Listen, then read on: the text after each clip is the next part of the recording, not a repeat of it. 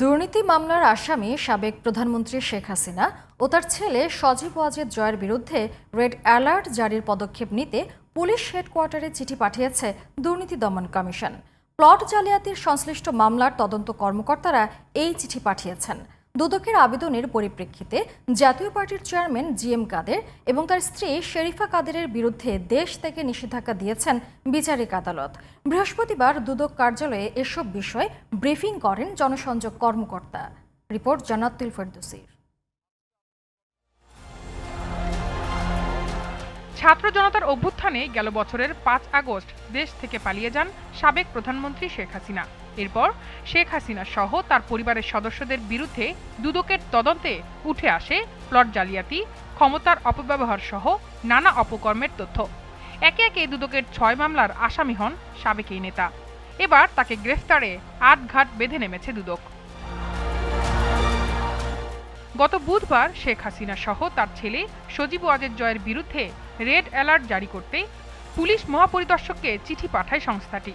চিঠিতে বলা হয়, শেখ হাসিনা ও তার ছেলে বিদেশে পালিয়ে গেছেন।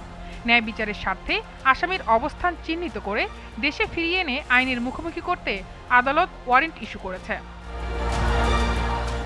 আইন পত্র প্রেরণ, আমাদের কাজ পত্র প্রেরণ করা। ইন্টারপোল তাদের রেড নোটিশ জারি করবেন, আমরা সেটা আশা করি।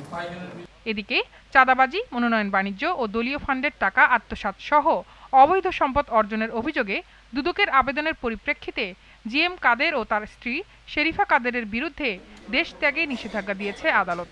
জাতীয় পার্টির চেয়ারম্যান জিএম কাদের এবং তার স্ত্রী শেরিফা কাদেরের বিদেশ যাত্রায় দুদকের আবেদনের প্রেক্ষিতে বিজ্ঞ আদালত তাদের বিদেশ যাত্রায় নিষেধাজ্ঞা দিয়েছেন।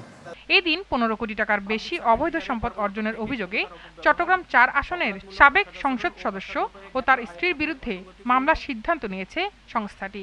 প্রায় ১৪ কোটি টাকার সম্পদ অর্জন এবং ভোগ দখলে রাখা, ৮৮ লাখ টাকা স্থানান্তরপূর্বক আয়ের উৎস আড়াল করায় জনাব দিদারুল আলমের বিরুদ্ধে মামলা করার সিদ্ধান্ত নিয়েছে। জান্নাতুল ফেরদৌসী, জিটিভি নিউজ, ঢাকা।